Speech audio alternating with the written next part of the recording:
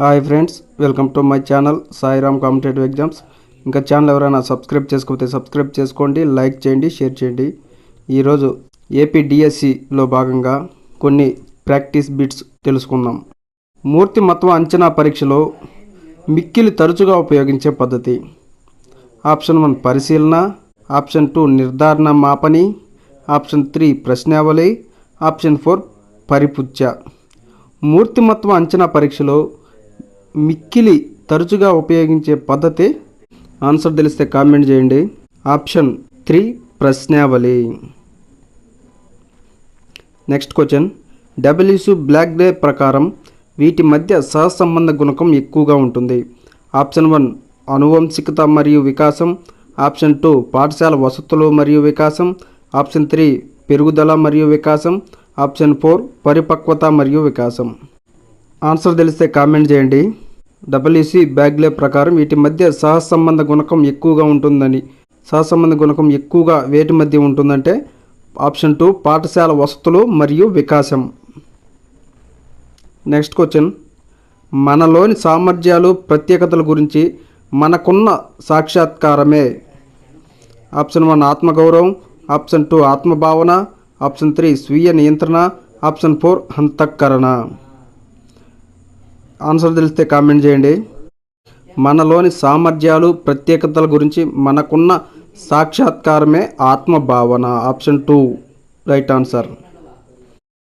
Next question, సగటు ప్రజ్ఞావంతుల ప్రజ్ఞాలబ్ధి. Option 1 90 నుంచి 110, ఆప్షన్ 2 110 నుంచి 130, ఆప్షన్ 3 70 నుంచి 90, ఆప్షన్ 4 50 నుంచి 70. సగటు ప్రజ్ఞావంతుల ప్రజ్ఞ 90 నుంచి 110. ఆప్షన్ 1. నెక్స్ట్ క్వశ్చన్, ఈ క్రీడను పిల్లవాని మొదటి సాంఘిక కృత్యంగా పేర్కొనవచ్చు. ఆప్షన్ 1 సంసర్గ క్రీడ, ఆప్షన్ 2 సమాంతర క్రీడ, ఆప్షన్ 3 ఏకాంతర క్రీడ, ఆప్షన్ 4 సాంఘిక క్రీడ.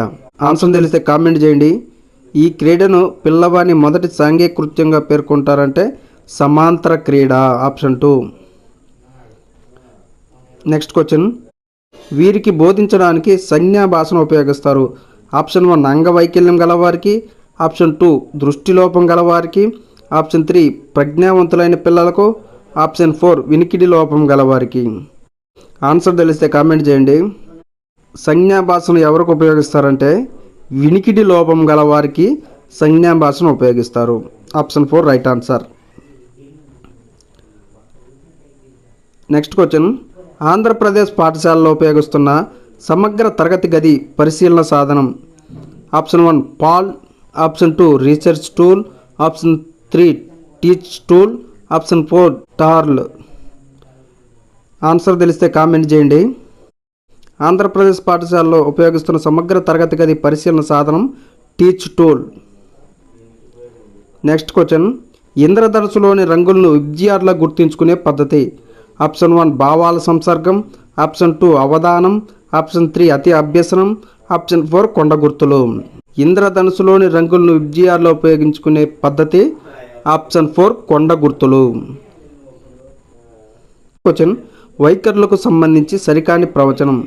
ఆప్షన్ 1 వైఖరులు పుట్టుకతో ఏర్పడేవి కావు, ఆప్షన్ 2 వైఖరులు అత్యంత స్థిరమైనవి, ఆప్షన్ 3 వైఖరులు అభ్యసనం ద్వారా అనుభవాల ద్వారా ఏర్పడతాయి, ఆప్షన్ 4 వైఖరులు వ్యక్తి బాహ్య ప్రవర్తన ద్వారా తెలుసుకోవచ్చు. వైఖరులకు సంబంధించి సరికాని ప్రవచనం ఏమిటంటే వైఖరులు అత్యంత స్థిరమైనవి. ఒక వ్యక్తికి కానీ వస్తువుకి కానీ పరిస్థితికి కానీ సంబంధించి సాధారణ అవగాహన. ఆప్షన్ 1 భావన, ఆప్షన్ 2 వైఖరి, ఆప్షన్ 3 ఆలోచన, ఆప్షన్ 4 వివేచన. ఆన్సర్ తెలిస్తే కామెంట్ చేయండి. ఒక వ్యక్తికి కానీ వస్తువుకి కానీ పరిస్థితికి కానీ సంబంధించి సాధారణ అవగాహన ఏంటంటే భావన. Okay friends, thank you. All the best. Video నచ్చితే లైక్ చేయండి, షేర్ చేయండి, సబ్స్క్రైబ్ చేయండి.